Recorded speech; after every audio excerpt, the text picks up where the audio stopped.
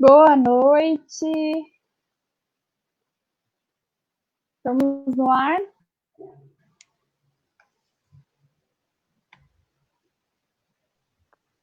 Boa noite. Boa noite a todos. Boa noite. Boa noite a todos e todas. Estamos com algumas pessoas. Pessoal, já recebi aqui a informação que eu fico, às vezes, atrás do ao vivo para algumas pessoas, mas já tentamos organizar isso e não consegui. Então, vamos seguir assim mesmo.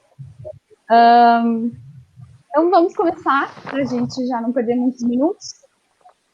E daremos início agora à live sobre como identificar que a minha saúde mental precisa de atenção. Especialmente agora, estamos em Setembro Amarelo, terminando esse mês, que é quando acontece a campanha de conscientização e prevenção do suicídio. Pode passar o slide, Paula, por favor. Vamos dar início à apresentação dos psicólogos. Estamos com a convidada Augusta Clemente, é psicóloga do projeto Coletivamente também, e ela tem especialização em neuropsicologia e é pós-graduanda em sexualidade humana. Vai falar um pouquinho sobre síndrome de burnout hoje para nós. A próxima sou eu. Pode passar. Eu estou aqui. Vou falar um pouquinho sobre... sobre onde procurar ajuda. Então, psicóloga também, especializando em psicologia clínica e terapia cognitivo-comportamental. Agora é a Paola. Paola, muito bem, especializando em terapia cognitivo-comportamental, também psicóloga do projeto Coletivamente. Vai falar um pouquinho sobre saúde e, afinal, né, trazer o conceito de saúde mental.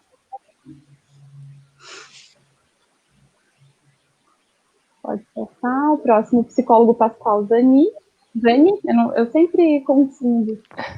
Também psicólogo do projeto, especializando em terapia cognitivo-comportamental. Como é que fala, Pascoal? Zani. Zani, isso, Zani. Muito bem. E, por último, a convidada Cibele. O da Cibele eu nem me arrisco a falar. Como que fala, Si? Cibele Camargo Schuch. Exatamente, é neuropsicóloga. Tem especialismo comportamental e MBA em gestão de pessoas. E agora eu vou lá para começar a falar um pouco saúde, né? Explicar para nós o que é saúde. Então, passo a bola para a Paola. Seja bem-vinda, muito boa noite, boa apresentação. Obrigada, boa noite, pessoal. Bom ter vocês aqui, né? Boa noite aos meus colegas também. Então, antes de explicar o que é saúde, eu queria falar um pouquinho sobre uma coisa que me aconteceu algumas semanas atrás, né? E que me chamou a atenção, e que quando eu estava preparando a nossa apresentação aqui, eu me lembrei e eu queria compartilhar um pouquinho com vocês.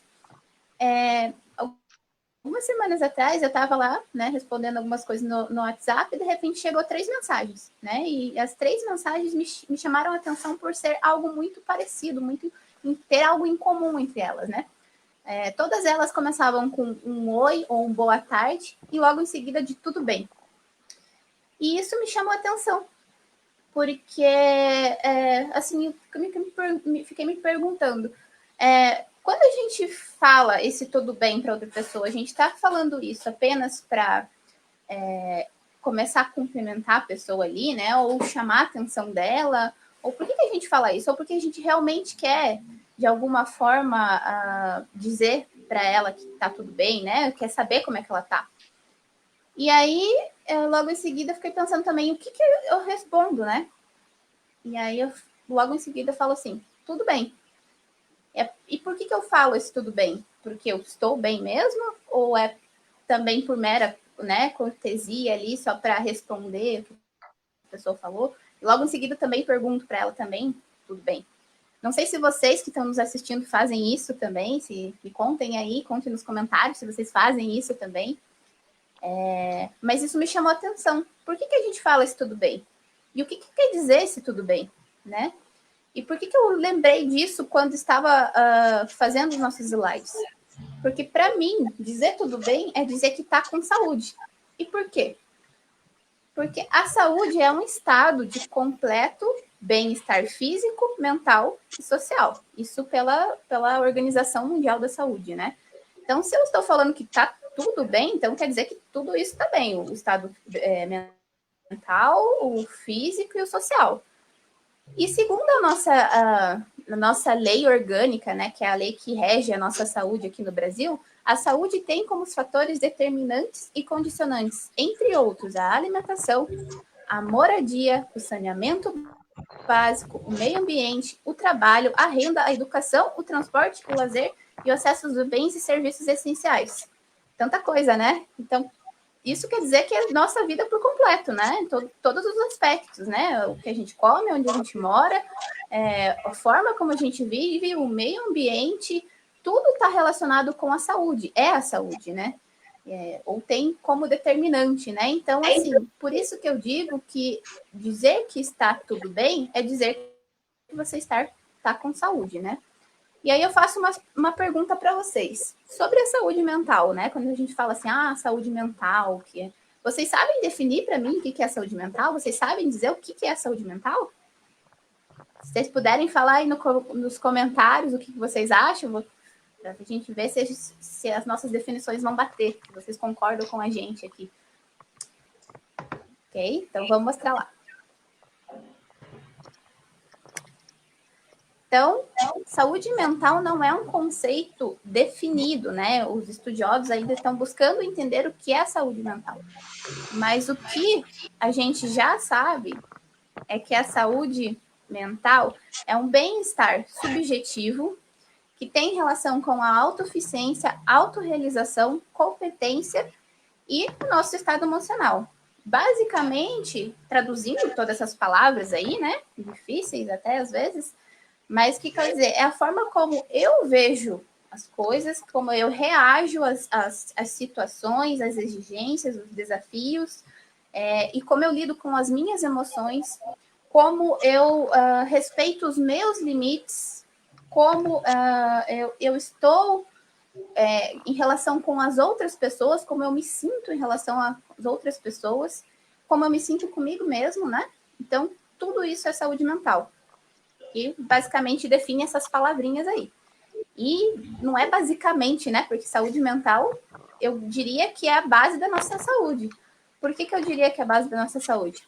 Porque os problemas né, as doenças mentais, os transtornos, enfim, as desordens nossas de saúde mental, elas estão relacionadas com o nosso social, com o nosso psicológico e com o nosso biológico. Então, basicamente, a tudo que nos cerca, a como eu me sinto, a como eu penso, a como eu encaro as situações ao meu redor, o que eu vivencio também, tudo isso está relacionado com a nossa saúde mental, né?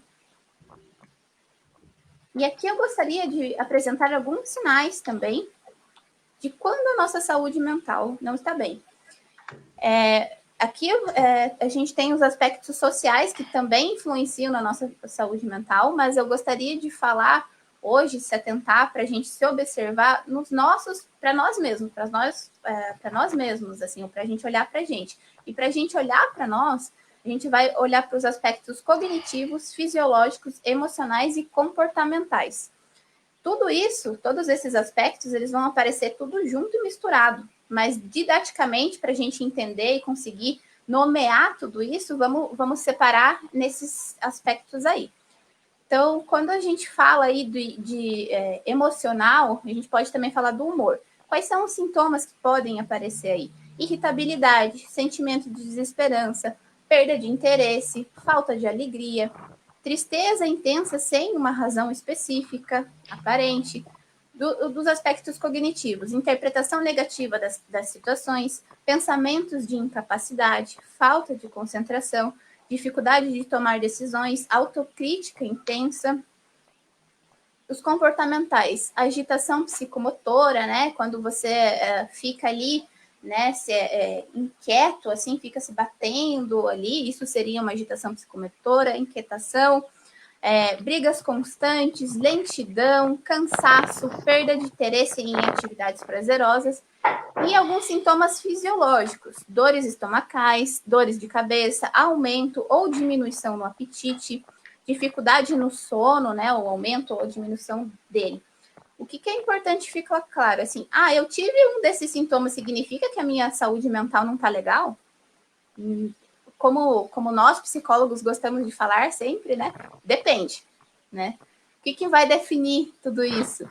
É a intensidade e a frequência que você está sentindo esses sintomas. E não é um desses sintomas que vai aparecer assim, de forma pontual. Muito provavelmente, como eu falei, eles vão aparecer tudo junto e misturado.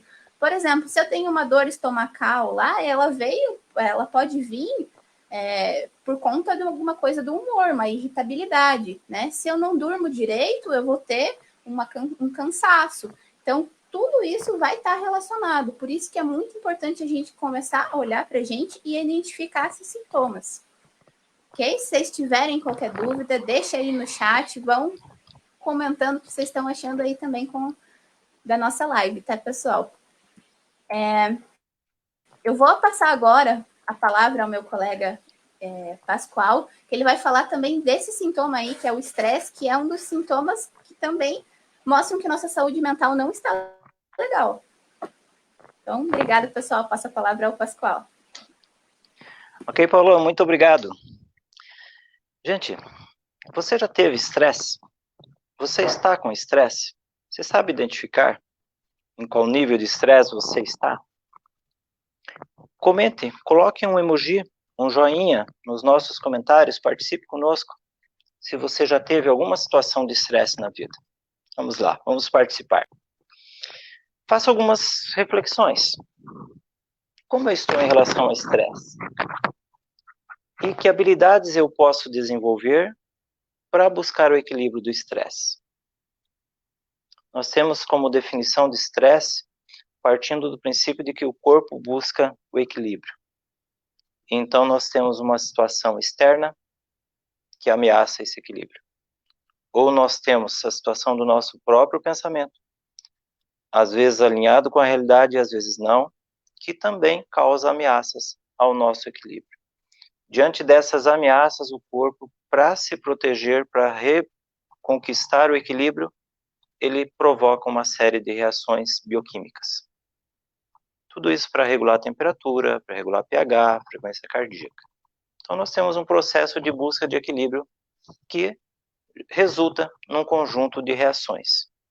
Passa o slide, por favor, que aí eu explico um pouquinho melhor, que a gente pode comentar isso dentro de uma curva de estresse e também dentro de algumas fases de estresse. Nós temos, por exemplo, na linha vermelha no slide, veja que nós temos que na fase 1 nós temos uma ascendente na produtividade.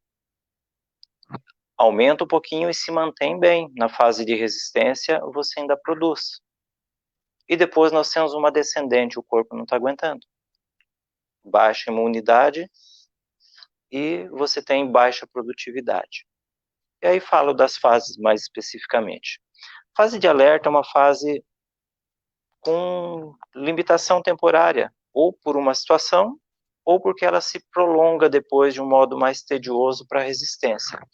Na fase de alerta, você pode ter, por exemplo, situações boas que causam estresse também, ou situações ruins. A morte de alguém causa estresse? Causa. O nascimento de alguém muito querido causa também estresse. Uma paixão causa estresse, um cargo novo, uma demissão. Então, são fatores que causam estresse. Mas nessa primeira fase, nós podemos falar, se vocês colocarem no Google, vocês veem lá o lado bom do estresse. Como usar o estresse a seu favor. É possível.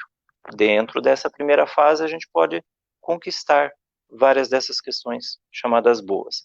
Nas demais, a gente tem que trabalhar um pouquinho mais para conquistar, ok? Passa para a fase de resistência, é uma fase onde a tua produtividade está ok, mas o teu corpo já está muito cansado. Aí o corpo está cansado, você tem uma queda de libido, tem queda de memória, queda de criatividade, por exemplo. Aí é fase para ligar o alerta, né? E para buscar ajuda, e para prevenção, para parar para refletir, para fazer a mesma pergunta que nós estamos fazendo hoje. Que habilidades eu posso desenvolver para lidar bem com o estresse? Fase seguinte, quase exaustão, que ela, alinhada com a curva, é onde estamos em baixa produtividade. O corpo já começa a produzir menos. Nós temos como uma queda de imunidade. Isso significa algo um pouco mais trágico que o estresse traz para o nosso organismo. Porque aqui se iniciam doenças, aqui se iniciam transtornos. Então, uma doença, um transtorno de personalidade que você talvez tivesse lá meio esquecido, que talvez não aparecesse tão fácil, aqui você está muito mais propenso a fazer aparecer. É o início de algumas doenças. Gente, manifestações de estresse tem das mais diversas, né? E algumas coisas correntes, como uma gastrite, uma asma, uma acne, alguma coisa assim, pode ser estresse ou não, mas são sintomas correntes. O principal é que nessa fase se inicia algumas doenças que podem complicar muito a saúde da gente. E a última fase, exaustão, gente, aqui é muito perigoso. A produtividade muito em baixa e as doenças que se iniciaram na fase 3 da quase exaustão, tem um chiado grande aí ou é do meu microfone? Mas enfim, as doenças que se iniciaram na fase 3 da quase exaustão, elas se agravam muito na fase 4. Quando eu falo de trabalho, por exemplo, a Augusta vai falar daqui a pouquinho, nós podemos ter uma síndrome de burnout, por exemplo. E aí vários outros transtornos. Veja, a ansiedade, a depressão, elas se intensificam muito na fase 3, iniciam muito na fase 3 e se intensificam muito aqui na fase de exaustão. Ok? Passamos para o slide seguinte, que eu já entro em algumas considerações. Fiz separado em duas formas, porque aqui eu trato mais especificamente de ambiente de trabalho, que eu posso fazer por mim no ambiente de trabalho, e no slide seguinte de um pouco mais geral, com relacionamentos, com afetividade, etc. Falando de trabalho, estou lá no ambiente de trabalho, tenho uma cobrança por desempenho. Gente, todos nós em ambiente de trabalho, como autônomo, como empregado, ou como gerente, ou de alguma outra forma, ou temos que provocar desempenho, ou somos forçados a apresentar desempenho, ok? Desempenho de alta performance para manter produtividade, manter emprego, manter rentabilidade. Eu posso fazer isso de uma forma mais estressante ou menos estressante, com mais qualidade de vida ou menos. Se eu tiver mais foco, se eu tiver mais planejamento das minhas estratégias, das minhas ações, do meu alinhamento tático, eu consigo ter um desempenho maior. E vejo como também a redução de estresse e o aumento da qualidade de vida ajuda até nisso, porque o que é o resultado sustentável que as empresas tanto buscam? É que eu tenha produtividade por mais tempo. Se eu estiver com o meu corpo debilitado, eu vou ter produtividade por mais tempo? Ou eu faço resultado de curto prazo, 2, 3 meses, e depois não tenho mais condições de continuar? Então veja que como é importante eu buscar esse equilíbrio do estresse. Comunicação e assertividade. Dos maiores focos de estresse nas empresas, a gente fala de clima organizacional, né? O dos maiores focos é a questão de relacionamento humano. E nós temos que no relacionamento humano nós podemos ter uma postura mais passiva, no sentido de se acatar tudo o que se diz, mas ficar ofendido com as questões que vai sentindo a respeito, ou no outro polo de ser mais agressivo, de falar tudo sem empatia, ou a gente busca assertividade, que é buscar empatia, mas falar com transparência aquilo que se sente, aquilo que se pensa. Isso é um fator de redução de estresse. E planejar carreira. Uma carreira mais planejada me faz buscar as coisas de forma menos desesperada. Isso me dá menos estresse. Olha, um psicólogo, uma psicóloga ajuda você a planejar sua carreira. Estamos aqui no Coletivamente à disposição. Fazemos planejamento de vida planejamento de carreira. Vejam também que o planejamento do tempo, o tempo em relação às rotinas, aos afazeres e às suas negociações, como é importante porque ele, bem controlado, bem planejado, é um fator de redução de estresse, é um fator que faz com que você produza adequadamente e tenha mais qualidade de vida. E algo muito importante, eu não vou mudar situações, ou nem sempre vou conseguir mudar situações. Muitas delas são externas a mim. Então, eu preciso desenvolver habilidades para enfrentar. Sempre na linha de perguntas e de reflexão. Pergunte para você mesmo assim, o que mais me causa estresse, por exemplo, no meu trabalho hoje? Que habilidades eu poderia conquistar? Que talentos, que treinamentos, o que eu preciso para melhorar a minha qualidade de vida em relação ao meu trabalho? Às vezes é uma questão técnica. Precisa de um curso de Excel? Faz um curso de Excel. Às vezes o relacionamento humano está tão complicado que ele prejudica o teu encarreiramento. Porque as boas relações determinam carreira também. Então você pode buscar um psicólogo e desenvolver suas habilidades de relacionamento. Ok? Próximo slide, por favor. Eu entro assim em habilidades para lidar com estresse e melhorar a vida de uma forma um pouco mais geral. A primeira questão, ameaça ou oportunidade? Como é que eu enxergo cada uma das questões que me acontecem? Cada um dos pensamentos que eu tenho. Se eu tenho tudo como uma ameaça, é claro, eu vou buscar me defender. O organismo faz isso e a mente faz isso. Se eu vejo como oportunidade na maioria das vezes, ok, eu tenho uma visão mais positiva e uma plasticidade de pensamento. Eu vou expandir e vou buscar opções, e com isso eu vou crescer mais. A gente chama também de flexibilidade cognitiva. E agora vejam, a Universidade de Harvard, nos Estados Unidos, tem dado uma matéria chamada felicidade. Que coisa interessante, né? Por milênios, o homem busca felicidade. É uma busca que nós temos e vamos ter a vida toda. E o que se diz hoje é que a felicidade pode ser aprendida. Que notícia boa, né? Nós podemos aprender felicidade com algumas medidas disciplinares mais simples, com um certo aculturamento. Nisso que entra, por exemplo, a disciplina na alimentação, na respiração, no sono, no relaxamento muscular. A tensão muscular, gente, está em todas as fases do estresse e vai se intensificando até as últimas fases. A respiração, por exemplo, que os psicólogos indicam e orientam, o relaxamento muscular, eles ajudam nesse sentido. E respeitar os seus limites. A Paula comentou disso também. Se eu respeito os meus limites, eu tenho como ter uma sobrecarga de trabalho mais ou menos adequada. E também se fazer respeitar, saber dizer não. Eu tenho dificuldade de dizer não, então eu tenho que trabalhar isso em mim. Do contrário, eu me sobrecarrego com facilidade. Comente aí, faça nos comentários. Você tem dificuldade para dizer não? Uma pergunta. Vai lá. Vai nos comentários do Facebook. Escreva lá. Cultivar uma visão positiva de si mesmo, autoestima, e utilizar as forças, os talentos e as habilidades para a superação. Veja o que acontece, olha, fase 3, por exemplo, ansiedade e depressão se instalam.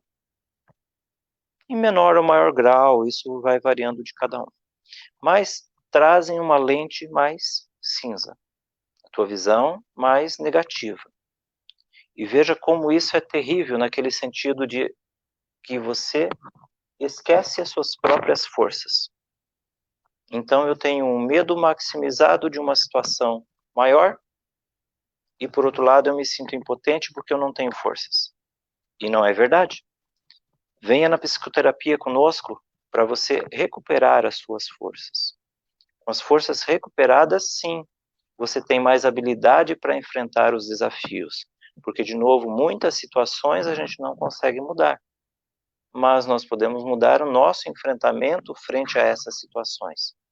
E principalmente isso se dá quando você põe no papel. Faça uma listinha, faça no papel agora. 10 forças minhas para lidar com as situações. Pode parecer difícil no começo, mas você consegue. 10 forças, ok? Lazer e relacionamentos. No lazer, a gente sempre diz que se você tem uma forma de trabalho X, que o lazer seja ao contrário para ter uma quebra, para ter uma distração mesmo. E os relacionamentos, né, a importância dos relacionamentos afetivos, familiares, com amigos, para relaxar a musculatura, relaxar a mente. Inteligência emocional. Daniel Goleman fala muito de inteligência emocional, né? E serve para os ambientes empresariais, ambientes familiares e todos mais. Inteligência emocional significa eu conseguir identificar as minhas emoções. Eu conseguir regular sem reprimir. Eu ter mais empatia com as pessoas, ter automotivação e ter habilidade de relacionamento. Parece complexo, mas com certo treino também é possível. E a psicoterapia também pode te ajudar. O próximo item que eu coloquei é a psicoterapia. Eu já falei bastante dela nas entrelinhas, então eu posso deixar. Mas, enfim, na psicoterapia você consegue uma transformação e uma resolução de problemas, melhorar efetivamente a sua vida. Busca um psicólogo, busca o projeto coletivamente. E assumir a responsabilidade pela vida. O que acontece é que eu tenho uma situação, ou várias situações, ou uma situação de estresse, por exemplo, que eu preciso aceitar da forma como ela está, não aceitar de forma resignada, mas aceitar, entender que ela existe, e aí sim buscar formas de enfrentamento com ela. E aí pensar, poxa, é comigo. Por isso que eu termino fazendo quase que a mesma pergunta lá do começo. Eu penso de novo nas minhas situações de estresse e me pergunto, o que é que eu posso fazer por mim? O que é que eu posso fazer para desenvolver habilidades em mim que melhorem o meu enfrentamento frente ao estresse? Deixo vocês com essa reflexão. Passo a palavra para minha amiga Augusta, que vai falar com vocês sobre a síndrome de burnout. Boa noite a todos. Sou Augusta e vou falar um pouco sobre a síndrome de burnout. E eu lanço uma pergunta, né? Quem já não ouviu falar sobre essa síndrome? É uma síndrome que é reconhecida pela Organização Mundial de Saúde e, enfim, é bem comum aí em ambientes corporativos. Pode passar o slide, por gentileza, Paula? Então, o que eu vou falar um pouco? Eu vou falar sobre a síndrome. Vou apresentar para vocês um pouco da definição, os conceitos. Na introdução, vou ampliar um pouco desse fenômeno de amplo crescimento em países industrializados e vou relacionar a síndrome, aliás, com outros fenômenos. Vou falar um pouco sobre epidemiologia, o quadro clínico, diagnóstico e o mais importante, né, a promoção da saúde.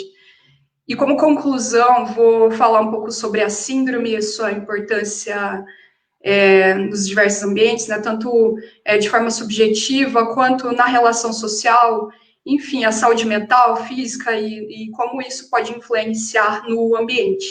E a importância da atuação multiprofissional. Então, vamos lá, falar um pouco sobre o conceito, né? Então, a síndrome de burnout, ela foi proposta pelo psicanalista norte-americano Herbert Freudenberg, em 74, e ele traz como definição a insatisfação provocada pelo estresse ocupacional. Essa expressão, ela vem da língua inglesa, significa queimar-se ou destruir-se pelo fogo. Neste caso, o indivíduo seria consumido pelo trabalho. Então, eu vou fazer uma pergunta para vocês, né? Uma reflexão sobre essa síndrome. Eu vou trazer assim um ponto refletindo que a Paola trouxe ali na primeira apresentação, a psicóloga Paola, né? Quando você olha para o lado, para um colega de trabalho, você saberia identificar se esse colega ele está com essa síndrome, se ele apresenta algumas características. E aí, outra pergunta, você saberia se você mesmo está desenvolvendo ou tá com essa síndrome? Então, a resposta nem sempre ela é percebida no início. E aí que eu entro comentando um pouquinho sobre não só os sintomas, mas também um pouco os tipos de profissão que a síndrome ela vai ser mais comum. Então, é um fenômeno de amplo crescimento em países industrializados, e a síndrome ela tem a ligação com outros fenômenos, como o psicólogo Pascoal trouxe há instantes. O estresse, ele vai ter uma ligação diretamente com o estresse, né, porque o burnout ele vem do estresse. O assédio moral, ele vai ter uma ligação direta, e distúrbios musculoesqueléticos. Então, ele vai apresentar ali algumas características físicas. Então, ele vai ter uma apresentação ali, cansaço, indisposição, que vamos ampliar um pouquinho mais à frente. Mas, muitas vezes, a pessoa ela fica indisposta em determinada etapa por conta dessa falta de energia no trabalho. E, muitas vezes, acaba sendo fruto do fenômeno que é o burnout. Em muitos casos, devido a essa intensidade, e atualmente, né, esse tema que é bem comentado, né, em casos de suicídio. Então, é mais recente, isso acontece muito devido a essa intensa pressão. Por outro lado, ele pode também, não só ter essa repercussão, que a síndrome de burnout, ela vai estar relacionada com o trabalho, mas ela vai ter uma relação também, porque não com as questões pessoais, casa, família, enfim, mas ela é estritamente ligada ao trabalho. Pode passar. Então, aí eu pergunto, quais são as profissões, as categorias que são mais comuns serem atingidas por essa síndrome? Geralmente envolve profissões que lidam com pessoas, né, cuidado. Então, profissões como área da educação, da saúde, segurança pública. E, assim, professores, médicos, enfermeiros, enfim, diversas profissões acabam sendo afetadas por essa síndrome. E quais seriam os principais impactos que a síndrome de burnout ela ocasiona com aquela pessoa que acaba desenvolvendo? Então, acidente no trabalho, a rotatividade acaba sendo um sinal, a perda da produtividade. Então, por que acontece isso? Né, acidentes no trabalho, a rotatividade, perda da produtividade. Muitas vezes a pessoa está com uma carga excessiva ali de trabalho, passa por aquela questão do assédio moral, e aí a pessoa acaba tendo as repercussões tanto físicas quanto psicológicas, e isso impacta na atenção, muitas vezes a atenção da pessoa, e aí acaba gerando um acidente. Muitas vezes a pessoa ela fica insatisfeita com o trabalho, então, dependendo do ambiente empresarial, ou a empresa, ou a universidade, enfim, o próprio hospital, dependendo da área, ou dependendo do ambiente que essa pessoa está inserida, pode, né, ter um nível de rotatividade um pouco mais acentuado. A perda da produtividade pode ser ocasionada por conta dessa falta, né, desse desgaste do queimar-se. E o que tem acontecido atualmente, né? Então, a gente, hoje, estamos falando da síndrome de burnout, e qual seria, né, essa associação direta com a pandemia?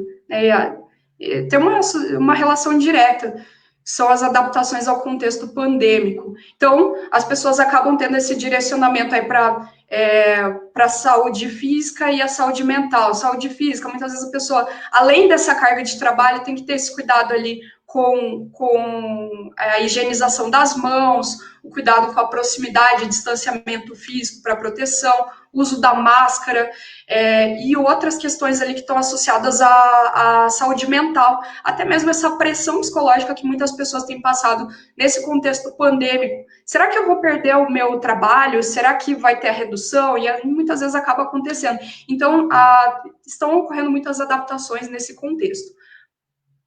E aí, na sequência, eu vou falar um pouquinho mais sobre esses sintomas, que aí, trazendo um nível de profundidade maior, o que seria o quadro clínico, então, da síndrome de burnout, né? Segundo Maslow, esse quadro clínico que eu apresento aqui para vocês, ele tem como base esse questionário de Maslow, que é um questionário bem famoso, ele é mais utilizado para rastrear ali alguns sinais de burnout. Então, ele tem uma adaptação para várias áreas, mas eu peguei aqui uma forma bem enxuta para apresentar, mas os principais pontos ali, exaustão emocional, despersonalização, realização,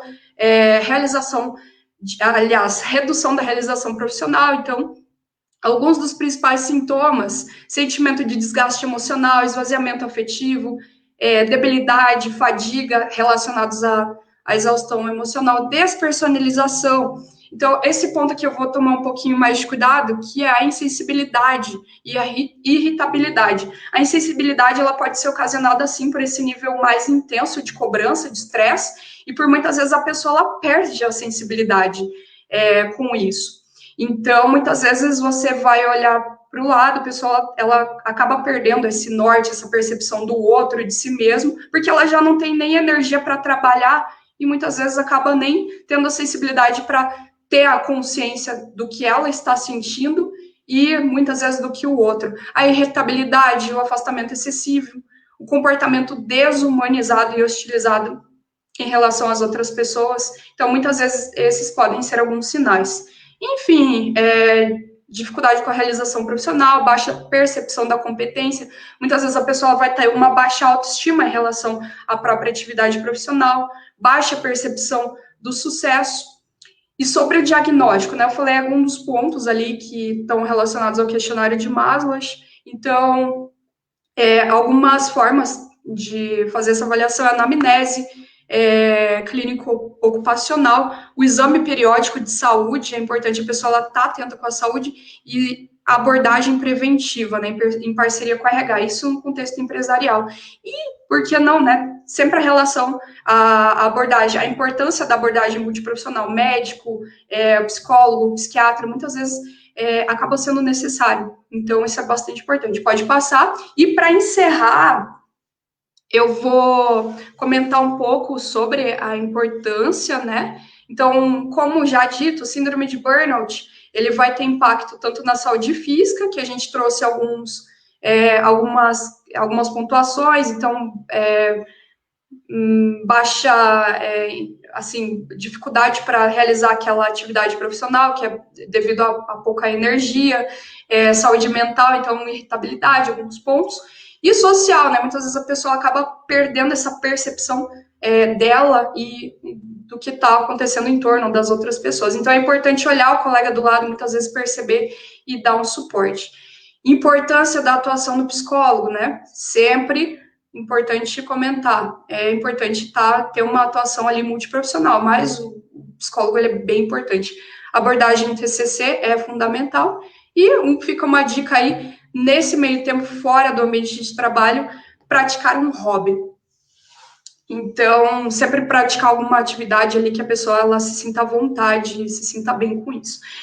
Vou passar minha palavra agora para a Cibele Schuch, e ela vai falar um pouco sobre neurotransmissores e a psicoeducação neurológica.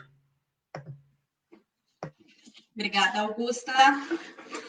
Bom, para a gente falar de neurotransmissores, a gente tem que pensar aonde é que eles ficam, né? E aí, nada melhor do que a gente pensar que o nosso cérebro é essa máquina maravilhosa do nosso corpo humano e que tem aí milhões de funções, né? E nessas funções todas, a gente vai falar agora de o que acontece dentro desse cérebro.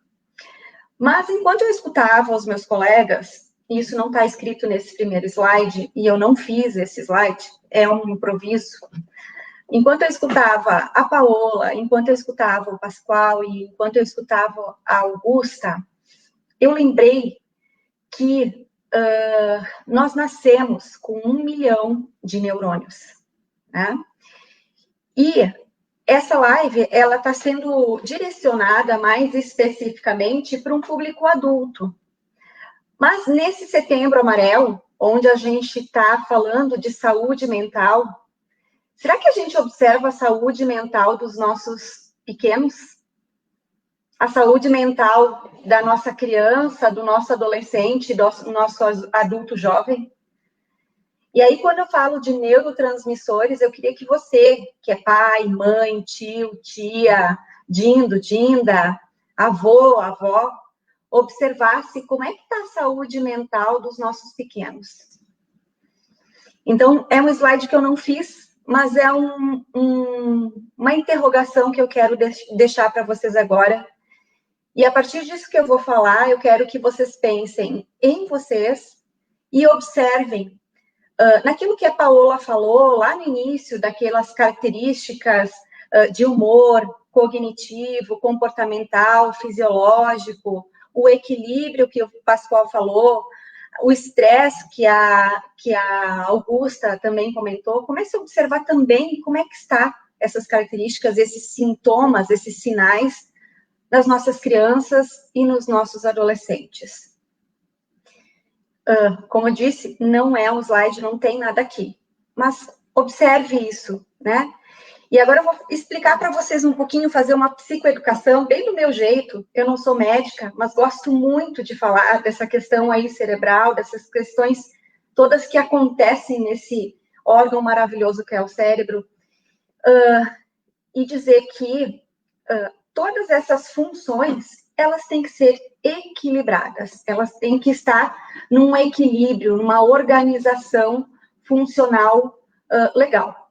E para isso acontecer, a gente tem aí uma rede de transmissão sináptica, que é onde um neurônio e o outro neurônio se ligam, e através dessa ligação, onde acontece aí uma química e uma elétrica, existe uma rede de conexão.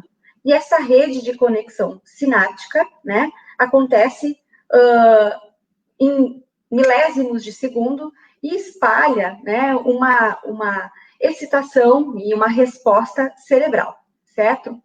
Então, existem ali as reações químicas, que são estabelecidas nessas fendas, né, sinápticas, nessas fendas onde um neurônio produz as químicas que falaremos a seguir, as químicas do bem, onde a gente vai começar a observar essas químicas de melhor forma, né, e poder produzir com equilíbrio essas químicas, né, e uma outra conexão que é elétrica de receptores que captam essas químicas do bem, né, que deveriam ser químicas do bem, mas que muitas vezes não são só químicas do bem, né, mas através de uma reorganização, de um equilíbrio e uma regulação emocional, a gente vai conseguir estabelecer melhores químicas cerebrais. E aí acontece, então, uma transmissão onde são liberadas essas químicas e os receptores captam essas bombas, né? E acontecem aí os nossos comportamentos, né? Que podem ser bons ou ruins, conforme o equilíbrio dessa rede neuronal. Eu falo que quando há um desequilíbrio, há um curto-circuito, né? Que é nesses curtos-circuitos que acontecem o quê?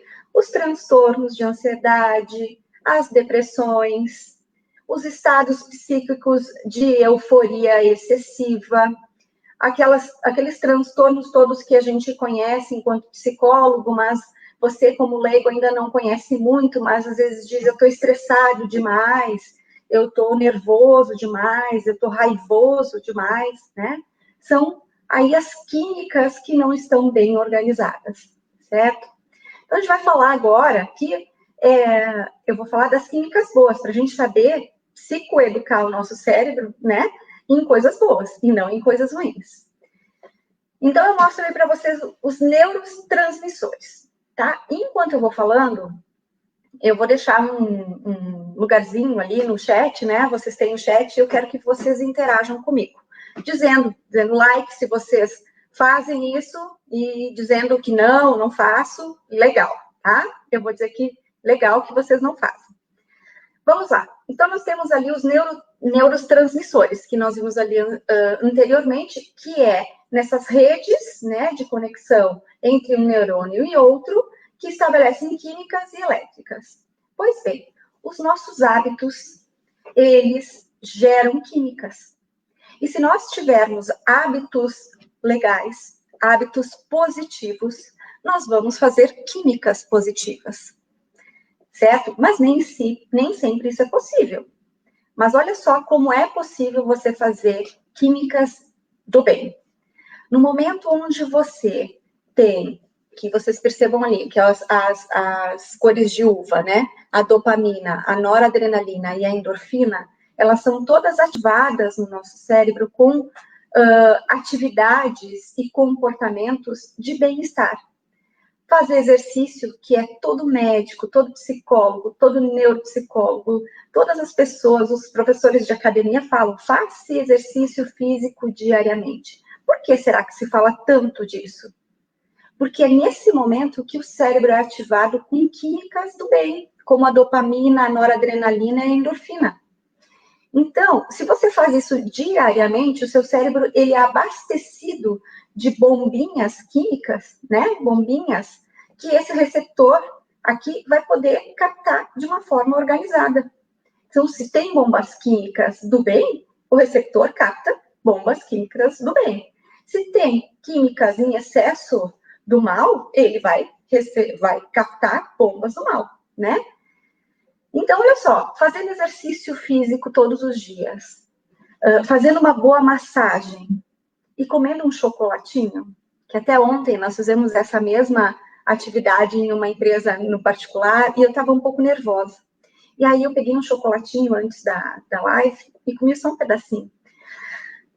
Deu uma amenizada, né? E aí o meu nível de endorfina aumentou um pouquinho e eu me senti mais à vontade para fazer aquela nossa fala naquela empresa. E ficou tudo bem, né? Então eu regulei o meu nível de ansiedade, né? Que é uma proteção. Vocês sabem, depois eu vou falar um pouquinho melhor disso, mas todas as nossas emoções, elas servem para alguma coisa, né? A minha, naquele momento, era para me alertar que eu estava nervosa, então eu tive que dar uma baixada na adrenalina, né? E colocar um pouquinho de endorfina ali para dar uma acalmada. Mas agora eu quero falar de uma específico, principalmente para as crianças, para os adolescentes e os adultos jovens. Nós, adultos, somos um pouco mais responsáveis, eu acredito assim, né? Mas temos esse nível de serotonina e melatonina mais equilibrado, mas as crianças não. Agora eu quero que vocês falem ali para mim no chat, quem é que fica com o celular, vou até tirar o meu aqui, o tempo inteiro, desde amanhecer até a noite, com ele na mão, né? E esquece de desligar literalmente antes de dormir. E muitas vezes até coloca música para escutar e fica a luz daquele celular a noite inteira. Pois bem, por que eu estou falando isso? Agora vamos fazer uma psicohigiene. Psicohigiene é o quê? Você entender o que acontece no nosso cérebro para você não fazer mais e poder ajudar o seu filho, a sua filha, o seu adolescente a também entender as funções cerebrais. Olha só, quando a gente acorda, a gente começa a produzir serotonina. Normalmente, certo? A gente começa a produzir serotonina. Nosso cérebro faz isso. Isso é, liga a luz, produz serotonina. Acontece que, ao longo do dia, você vai fazendo algumas atividades que diminuem ou aumentam o nível de serotonina. Se nós praticarmos exercícios, hábitos, comportamentos do bem, né, coisas boas, otimistas, a gente produz um nível de serotonina equilibrado. Ótimo, ok. Lá pelo fim da tarde, lá pelas 6 horas, 6h30, 7 horas aqui em Curitiba, aí vem o crepúsculo, vem a ausência de luz. E o nosso cérebro primitivo, que é muito inteligente, diz assim, nossa, essa pessoa já trabalhou o dia inteiro, já produziu um nível de serotonina legal para ela ter que desligar agora, né? Então, o cérebro faz o quê? O cérebro manda uma química, começa a produzir uma química chamada melatonina, com a ausência de luz, e dá um soninho. Agora me fala, se você não sente aos 6h30 da tarde, não começa a sentir aquele sono. Começa a bocejar, começa a dar vontade de se deitar no sofá, né? Dar uma relaxadinha, sabe? Só vou tirar uns 5 minutos de cochilada, chegou do trabalho, quer lá descansar um pouquinho. Pois é o seu cérebro entendendo que a melatonina está sendo ativada para ter um desligue, né? Um desliga e um botãozinho de desliga no cérebro, que é a hora de dormir, que deveria acontecer entre 9 horas da noite. Mas nesse mundo agitado que nós vivemos, nessa vida corrida, 9 horas a gente coloca os filhos e a gente continua ainda, né? 9, 10, 11, 12, e aí vai. E aí vem o celular, vem o Facebook, vem o Instagram, vem o WhatsApp, vem um monte de coisa, e aquela luz solar que está emitindo aqui para mim, nos meus olhos, e sendo transmitida pelos receptores, né, no meu cérebro, em que o meu cérebro entende que tem luz ainda, então não precisa produzir a melatonina, e a gente não dorme, porque a melatonina é o hormônio do sono, então a gente não dorme. E aí eu fico horas tentando dormir, horas para pegar no sono, horas para desligar. E nesse não desligue é onde a nossa mente, né, fica lá ruminando milhões de coisas que aconteceram no dia, pensando nas coisas do amanhã, e aí vai, né? E a gente não desliga, não dorme, e por consequente, no outro dia, né, no dia seguinte, eu não produzo melatonina suficiente para ter um dia de bem-estar. Então, será que isso só acontece com os adolescentes e com as crianças que ficam em videogame o dia todo? Ou acontece com você também? Né? E aí, como é que eu faço para regular isso? Se dando conta, tornando isso racional, tornando isso consciente, de que é possível a gente regular tendo bons hábitos. E aí tendo um efeito na vida disso, né? Dessa regulação dos nossos neurotransmissores. Aí vocês me pedem, Sibeli, é fácil fazer isso? Eu que tenho um transtorno de ansiedade, eu que tenho uma depressão, não é fácil. Né? Eu não estou dizendo aqui que é fácil. E é por isso que nós, psicólogos, estamos aqui oferecendo a nossa ajuda. E é por isso que nós temos uma área da saúde chamada medicina, que também auxilia na regulação desses neurotransmissores, certo? Então, se não é possível com a psicoterapia, é possível também com a interação medicamentosa, certo? Então, é melhor prevenir antes que esse curto-circuito neuronal se transforme em algo que depois não vai ter um retorno tão rápido quanto você teria no início, certo? E aí tem as outras químicas ali, o GABA, a ocitocina, que é o hormônio do prazer, né? O quanto nós adultos precisamos ter prazeres na vida, inclusive de sexo, de boas companhias, de sair com os amigos, de lazer. A gente vai falar um pouquinho mais depois no final desses slides, né? Pode passar, Paulo. E aí eu já falei um pouco, né, do qual é o remédio que a gente pode tomar todos os dias e que não tem contraindicação, que não tem que ter a receita controlada, né, do psiquiatra. É a pílula da valorização à vida, né? A gente pensar nela, pode passar, Paola, a gente pensar nessa vida enquanto algo que nos tenha sentido e propósito. E para isso, basta você fazer agora 5 minutinhos de respiração e se conectar com a vida. Porque respirar, gente, nada mais é que a gente se dá conta de que passa oxigênio nas nossas veias e que vai para o nosso cérebro, e o nosso cérebro pensa e a gente se torna vivo. Né? Então, tudo isso acontece em uma fração de segundo. Se... E Oi? Opa. Perdão, Oi? voltou teu áudio. Tava abafado, mas voltou. Desculpa. Voltou? Pode continuar. Talvez eu, né, das minhas movimentações aqui agitadas, eu não tenha me dado conta. Obrigada.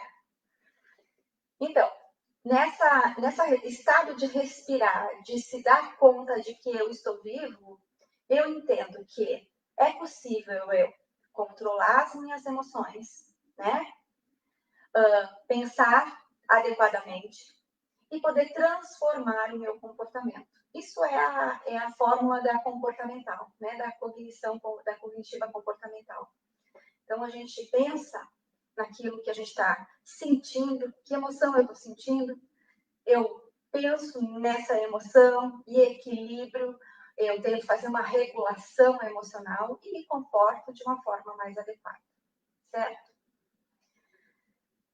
E aí, se você não consegue fazer sozinho, faça aquilo que eu falei antes, procura um psicólogo, procura um especialista, procura um médico.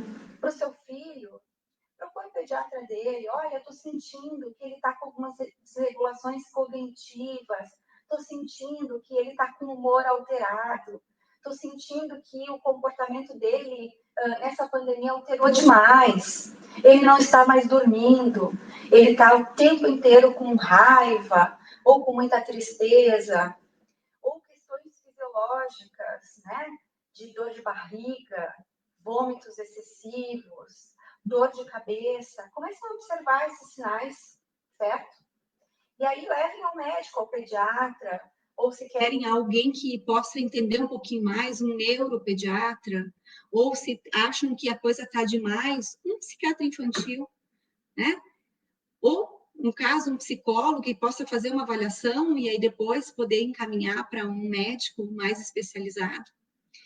Mas observem isso e olhem atentamente para que a gente possa prevenir antes de ter que chorar por um remédio muito pior, né?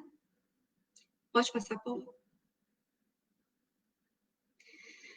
E aí eu falo, para essa qualidade de vida, para essa valorização à vida, eu coloco, não precisa nem falar, não precisa nem escrever, né, essas ações, mas ações emocionais, cognitivas, de cuidado e social.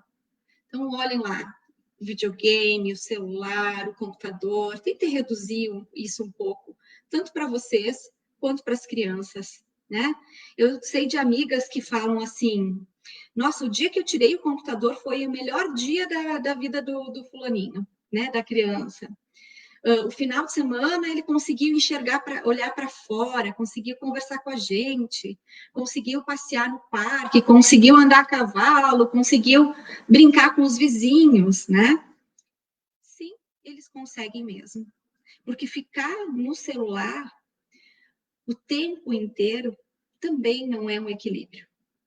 O celular é o mundo, é o canal que conecta eles à vida lá fora. Sim, a gente não pode negar isso. Mas existem outras formas de se conectar com a vida. Não precisa ser a única, né? Então, é possível falar para o adolescente e dizer, olha só, hoje, por 2 horas, você vai ficar sem celular, né? Escolha quais serão essas 2 horas. De preferência, antes de dormir, que daí já faz uma psicohigiene, né? Na hora do crepúsculo, já tira o celular e ele dorme bem, para no outro dia estar bem. Mas as outras atividades, ler, praticar atividades físicas, fazer uma boa viagem, se olhar no espelho e dizer, nossa, eu te amo, velho. Né? Fazer, se amar, se gostar, se identificar como algo bom na vida, isso é muito bom. Ter amor próprio, compaixão, agradecer pelas coisas boas que acontecem com a gente, né? Ter autocuidado, enfim, milhões de coisas aí que fazem as químicas neuronais ficarem equilibradas. E a gente poder ter uma vida, né, de tu, e não tu, porque isso, gente, é a morte. E não é isso que a gente deseja para vocês hoje. Tá bom? Acho que o nosso próximo slide é só eu dando aí a fala para a Francine, para ela falar como é que nós, psicólogos, neuropsicólogos, especialistas, podemos ajudar nessa qualidade de vida, nesse momento de olhar para esse setembro amarelo. Vai lá, Fran.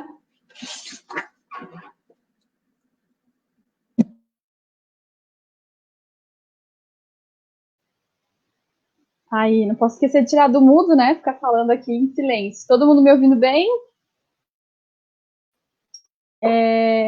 Então, vamos lá. Muito obrigada, Cibele. Muito obrigada a todos os psicólogos. E aí agora a gente vai entender por onde começa, né? Se eu me identifico aqui, se eu me identifiquei com sinais de que a minha saúde mental não está bem, está pressão, por onde a gente vai começar. Então, do começo, primeiro entende o que um psicólogo faz.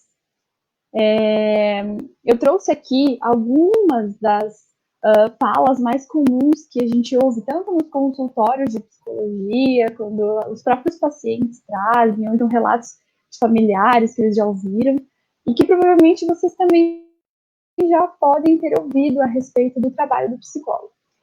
Eu trouxe alguns, se vocês quiserem também comentar ali o que vocês já ouviram sobre o que faz um psicólogo, fiquem à vontade, coloquem nos comentários.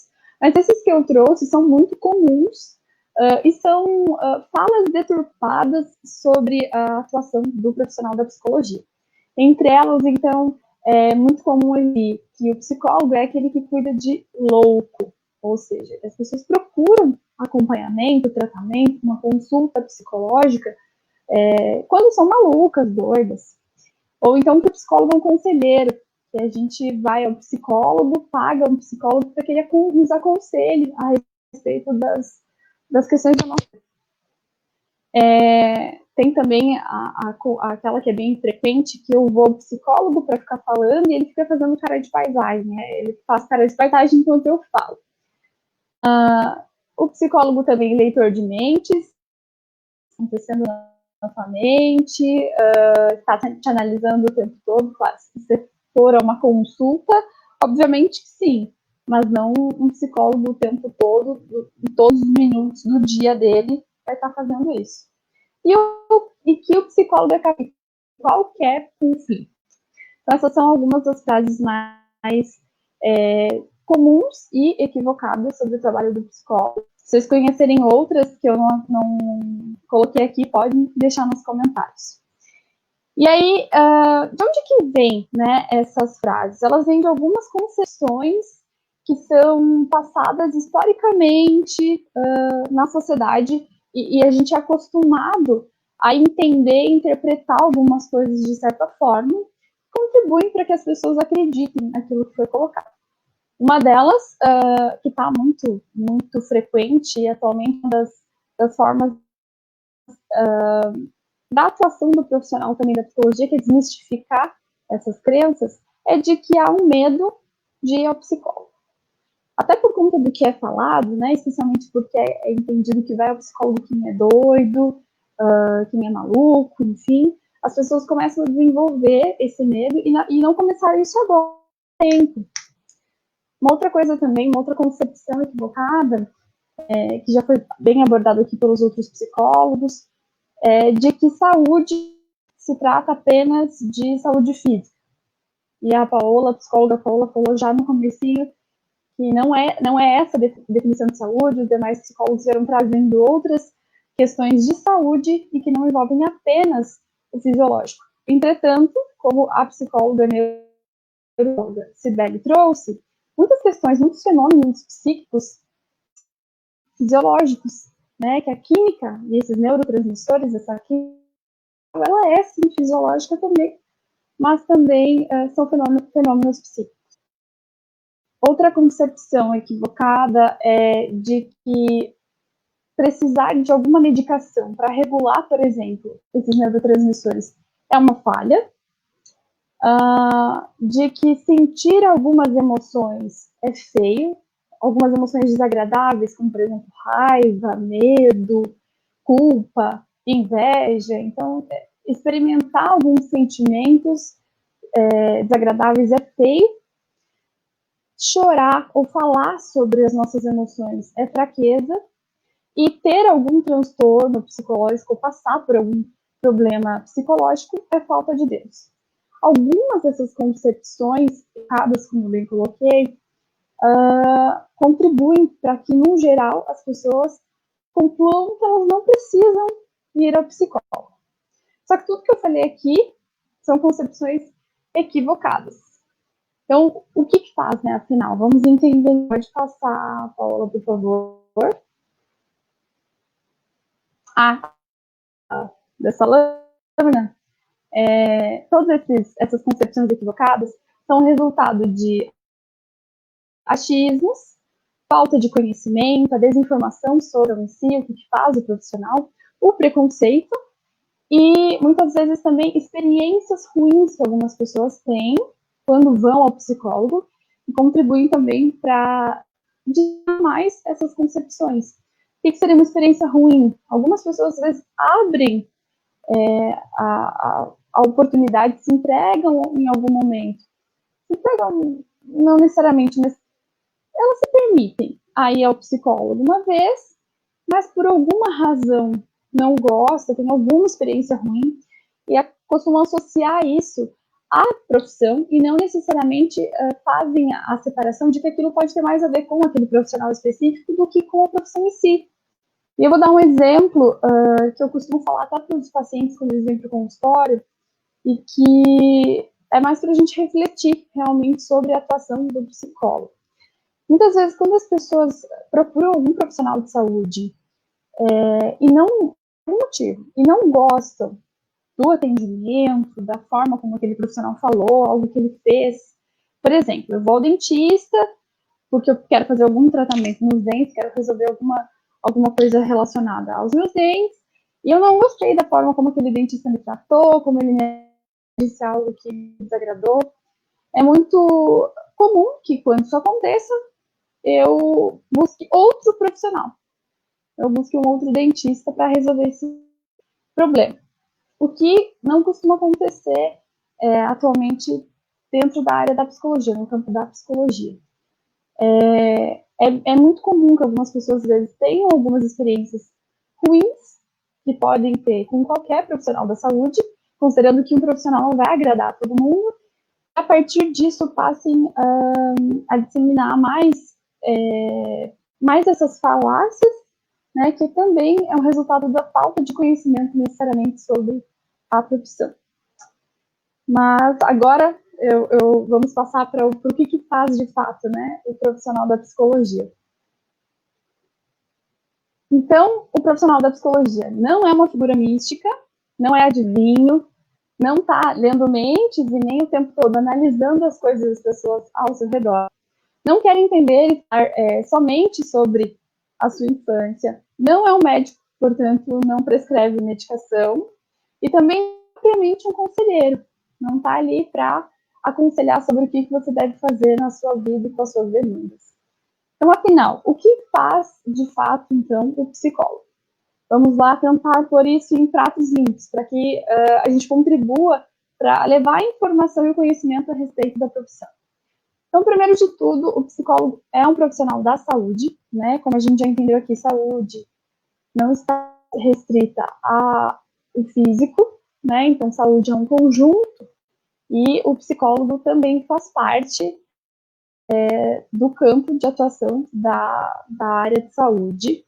Ele é especialista em fenômenos psíquicos, na cognição, emoções dos humanos.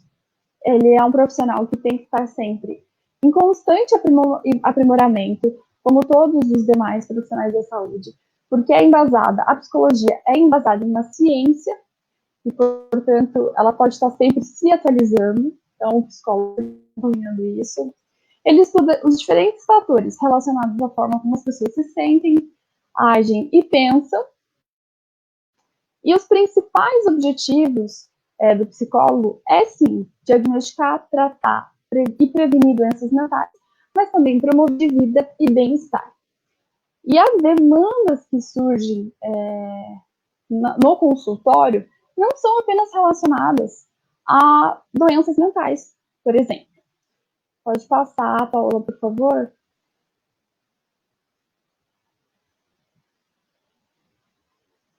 Então, algumas das demandas mais comuns, e não são somente essas, na verdade, variedade enorme de demandas que levam uma pessoa a buscar ajuda psicológica. E dentre elas, vamos falar sobre algumas mais comuns atualmente. Então, a depressão e a ansiedade, os sintomas de depressão e ansiedade, são frequentemente motivos que levam as pessoas a buscar por acompanhamento psicológico, como foi falado pelo psicólogo Pascoal e também pela psicóloga da síndrome de burnout, que tem a ver também, né, com esse estresse excessivo, profissional, seja encontrar a carreira, a profissão, seja uma pressão que o trabalho está tendo, descontentamento na vida profissional, então, dificuldades no geral dentro dessa esfera, dificuldades nos relacionamentos, seja eles relacionamentos amorosos, relacionamentos profissionais, relacionamentos afetivos, de amizade, familiares, entre outros. Dificuldades de autoestima, então as pessoas que possuem dificuldade em gostar de como elas são, fisicamente, comportamentalmente, da sua própria personalidade, características. Busca por autoconhecimento, essa também é uma demanda muito frequente, pessoas que buscam acompanhamento psicológico para estar se desenvolvendo, buscando sempre o aprimoramento pessoal. Situações de crise, como, por exemplo, separações, doenças ou perda de um ente querido, e entre outras, né, de crise, como, por exemplo, essa que nós estamos vivendo da pandemia, também é um motivo que faz com que as pessoas estejam menos estáveis emocionalmente, portanto, busquem ajuda psicológica também. Problemas com fobias, né, alguns medos específicos que acabam se tornando muito intensos no cotidiano, e algumas compulsões. Essas são algumas das maiores dificuldades que as pessoas enfrentam, que elas busquem pelo atendimento psicológico. Entretanto, também é muito comum algumas pessoas buscarem ajuda sem definir necessariamente um problema, nomear um problema, mas sentir que por alguma razão precisam de ajuda. Por algum motivo, algo que esteja incomodando, ou que esteja atrapalhando na relação com os outros, ou consigo mesmo, né? Algo que elas não conseguem identificar, discriminar exatamente, mas que sim atrapalha no convívio com as pessoas, ou então, de alguma forma, mas não consegue saber de onde que vem aquilo, de onde que está o terror, está desencadeando algumas emoções específicas, alguns sentimentos, né, mais desagradáveis de sentir. Então, buscar ajuda profissional, de forma alguma, é um motivo de fraqueza, porque, muito pelo contrário, é preciso muita coragem para admitir que nós precisamos de ajuda para enfrentar alguma dificuldade. E cá entre nós, convenhamos, quem é que nunca passou por alguma dificuldade, quem é que nunca teve algum problema, né? Seja o probleminha ou o problemão, porque não existe probleminha e problemão, né? Sempre um problema é um problema, uma dificuldade é uma dificuldade. Então, precisar e buscar ajuda por conta de alguma dessas razões nunca será um motivo de fraqueza, nunca será um sinal de fraqueza. E sim de vulnerabilidade, porém todos nós, seres humanos, como inclusive nós que estamos aqui, os psicólogos que estão aqui nesse momento, também somos vulneráveis. Não só fisicamente, né? Não é só o nosso corpo que é vulnerável e que está passivo de doenças, mas também a nossa mente. Sim, o nosso psicológico é vulnerável, nós temos emoções desconfortáveis de sentir, que não são tão agradáveis, por exemplo, e nesse sentido qualquer um pode passar por algum problema, pode ter alguma dificuldade. Pode passar, Paola, por favor. Tem uma frase que eu acho bastante interessante, aliás, não é só uma frase, é uma colocação do Skinner, que é um teórico da psicologia, bastante conhecido no campo, que está aí há bastante tempo, e que eu acho muito bacana, assim, porque é uma visão que aqui, nesse momento, então, não é inadequada, não é equivocada sobre uma das coisas que a gente pode levar para a terapia, que é sobre o autoconhecimento. Então, ele coloca assim, o autoconhecimento tem um valor especial para o próprio indivíduo. Uma pessoa que se tornou consciente de si mesma, e por consciente de si mesma, ele quer dizer uma pessoa que consegue compreender mais o seu funcionamento, seus pensamentos, identifica, discrimina, compreende melhor de onde vêm aqueles pensamentos, seus comportamentos, seus sentimentos, enfim, uma pessoa que está realmente mais consciente do seu funcionamento. Essa pessoa que se tornou consciente de si mesma, por meio das questões que lhe foram feitas, está em melhor posição de prever e controlar o seu próprio comportamento. Então, nessa colocação fica muito fácil perceber o quanto não há nada não há nada de fraqueza, não há nenhum sinal de fraqueza associado ao que você pode procurar na terapia, por exemplo. E agora, né, falando sobre essa ajuda, como começar, onde procurar ajuda, especialmente nesse momento onde a gente está falando sobre a conscientização dessa campanha de prevenção ao suicídio, é muito importante que nós saibamos por onde começar, onde que eu vou. Inclusive, se vocês quiserem printar essa tela, acho que essas informações são super importantes para se ter registrado e armazenado. Aqui eu coloquei algumas das formas de procurar ajuda, né? Então, começando por profissionais da área de saúde mental, como psicólogos e psiquiatras.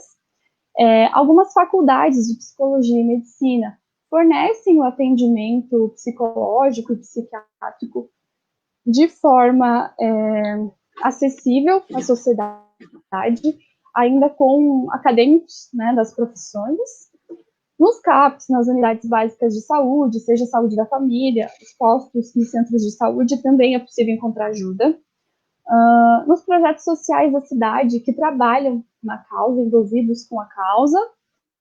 Algumas igrejas que disponibilizam psicólogos como forma de projeto social também.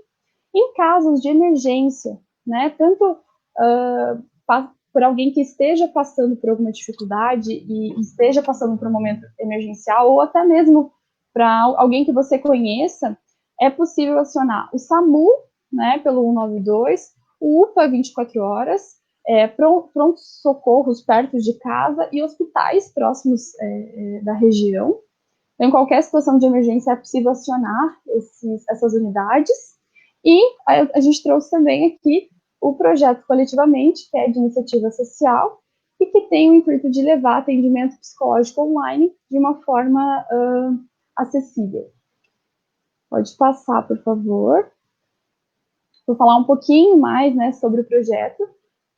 Quem está aqui ainda não sabe o que é e como funciona. Foi um projeto que surgiu agora na pandemia, foi no finalzinho de março, bem no início do isolamento aqui na região de Curitiba, Paraná, mas eu sei que alterou um pouquinho o início do isolamento em cada região, mas foi no geral ali em março, quando começou a pandemia, muitas pessoas apresentaram muitos sintomas de ansiedade, muitas dificuldades para lidar com o que a situação pandêmica estava gerando, como, por exemplo, perda de emprego, dificuldades realmente emocionais para lidar com o contexto. E como que funciona? Então, como eu coloquei ali, é um projeto de iniciativa social que tem o propósito, o objetivo de linkar psicólogos que possuem vagas para atendimento social a pessoas que estão procurando, que têm essa necessidade. De forma acessível, o que significa? Que é um valor abaixo do que se é frequentemente pago por uma consulta psicológica, baseado lá na tabela de referência de honorários para psicólogos, né, para que acessibilize mais o atendimento psicológico, para que mais pessoas tenham acesso a essa especialidade de saúde. E como funciona? Quem estiver interessado, ou então conhece alguém que precisa, preenche um cadastrinho rápido, que tem aqui na página dos comentários, e assim aguarda um psicólogo entrar em contato. Como a gente faz o link entre psicólogas disponíveis e o psicólogo não, o projeto toma uma proporção grande, é muito importante que assim que houver o interesse, fazer o cadastro, porque as vagas são limitadas, então a gente não possui tantas vagas, porque a gente está hoje com 48, se eu não me engano, psicólogos, mas o projeto já recebeu quase 700 cadastros, então é gente de todo o país. Então, se alguém precisa, tem que correr, fazer o cadastro e garantir a vaga para fazer atendimento psicológico de modalidade online por um valor mais acessível. E além disso, a gente pode contar também com o CVV. Não sei se todo mundo conhece, mas é muito importante a gente divulgar esse telefone, e eu deixei ele até para vocês printarem também. O CVV é o Centro de Valorização à Vida. Eles colocam ali a sigla CV e aí ainda associam com a seguinte pergunta, né? Como vai você? Pode passar, Paulo, não sei se todo mundo já printou, mas tem o número na próxima explicando um pouquinho sobre o que é, né, o Centro de Valorização à Vida. É uma fundação que presta serviço voluntário e gratuito de apoio emocional e prevenção ao suicídio para todos, sob total sigilo e anonimato. Não somente agora em setembro, o ano todo a fundação está disponível 24 horas por dia e sem qualquer custo de ligação. É só ligar para o 188 e em algumas regiões é 141. Então dá para tentar os dois ali. Printem também esse slide para gravar. Mas se esquecer, é só colocar lá. Lembrar da pergunta como vai você, joga no também. E caso alguém esteja precisando, ou você conheça alguém que precise, é só esclarecer as dúvidas ligando diretamente para essa fundação. Então, mais uma vez, eles funcionam 24 horas por dia, não tem nenhum custo, sob total sigilo e anonimato, e funciona o ano todo, o tempo todo. Então, é muito importante também a gente disseminar essa informação. As pessoas, muitas vezes, têm muita resistência em procurar ajuda, e essa é uma forma também mais acessível e mais fácil, né, de conseguir essa ajuda. Muitas vezes é só pegar o telefone e discar. Tá? A gente vai abrir agora para perguntas. A gente já passou do horário. A gente tenta fazer em menos tempo, mas fica um pouco extensa, muita coisa para falar. Teve muita psicologia, cada psicólogo falou um pouquinho sobre todas as coisas que podem permear os sinais, né, de que a saúde mental não vai bem, de que alguém está precisando de ajuda. Então, se você se identificou, tanto se identificou com os sinais, ou percebe que tem alguém que está precisando, não deixe de mostrar, ela vai ficar salva no Facebook. E a gente vai abrir também para perguntas, vai deixar o cadastro para quem tiver interesse em fazer atendimento psicológico online. E é isso, vamos lá. Não sei se tem muitas perguntas, quem está olhando. Deixa eu dar uma Eu vi olhadinha. comentários, mas não vi exatamente perguntas. Não sei se alguém viu algo diferente. Tô olhando agora. Será que a gente deixa mais uns minutinhos para perguntas, dúvidas? Eu vou mandar assim, o link teve aqui uma interação boa comentários. nos momentos de cada uma das falas, né? É isso mesmo. Se alguém tiver alguma dúvida, entre em contato com aqui na página, né? Ou manda um e-mail, ou no próprio Instagram do projeto. Sim. Vamos deixar aqui, tirem print também, né, da imagem, tem ali o e-mail, e eu vou deixar agora aqui nos comentários o link para cadastro. Você pôs... Então, eu tinha colocado isso também, Francine. Bacana, eu copiei ali e coloquei novamente, Pascoal. Lembrando que a gente tem limite de vagas, então quem estiver procurando, quem estiver precisando, ou conhecer alguém que estiver precisando, não deixem de procurar ajuda. Se identificou com o que cada um foi falando. Lá desde o começo a psicóloga Paola falou sobre saúde mental e sinais, vieram também os sinais de estresse ou da síndrome de burnout que o psicólogo Pascoal e a psicóloga Augusta falaram. E depois ainda a neuropsicóloga Cibele fez uma psicoeducação sobre como é que funciona tudo isso da perspectiva neurológica, que foi bastante interessante, esclarecedor, então para muita gente. Passou já algumas dicas também, havendo qualquer identificação, até com aquelas demandas comuns que eu coloquei ali, que é comum no consultório, de chegar para nós psicólogos, né? Se você se identificou, não deixe de procurar ajuda.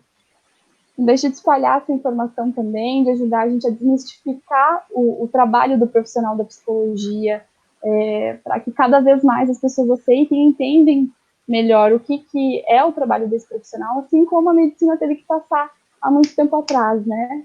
Quem nunca viu pessoas das gerações passadas dizendo, eu não vou ao médico, eu não preciso, então negando que o corpo é frágil, né? E hoje em dia as pessoas ainda têm uma tendência a negar que a nossa mente também é frágil, é vulnerável, que a gente também precisa de ajuda não somente física, mas psicológica, porque a gente não adoece apenas fisicamente, mas psicologicamente também. É isto? Isso, eu quero só agradecer, Fran, a esse convite e lembrar ao público que nos assistiu e que vai assistir agora essa live gravada, né, de que prevenção à saúde mental é de janeiro a janeiro, né? É todos os dias, é a todo momento, a gente pensar na valorização à vida em tempo integral, né? E se a gente puder olhar para si e olhar para o outro, melhor ainda, né? Perfeito, Sibeli. Queria agradecer, então, a participação de cada um, de cada psicólogo convidado, de cada um que participou, mandou comentários, perguntas. A interação foi bem bacana. Fiquem à vontade, né, para mandar qualquer dúvida ou ali nos comentários ou no e-mail também. E é isso. Boa noite, pessoal. Muito obrigada mais uma vez. Se quiserem se despedir, cada um. Boa noite, muito obrigada por esquecer. Muito obrigada, viu, por estar nessa data com vocês, interagindo através dessa live para quem vai assistir na sequência. E nos colocamos à disposição aí em todos os canais, tanto por meio do Facebook, Instagram, podem enviar perguntas, tá? E qualquer questão, um dos psicólogos do próprio projeto podem auxiliá-los da melhor forma possível, ok? Muito obrigado àqueles que nos acompanharam, que interagiram conosco, e também àqueles que vão ainda escutar e ouvir e ver a nossa live. Muito obrigado, estamos à disposição. Ótimo. Tchau, tchau.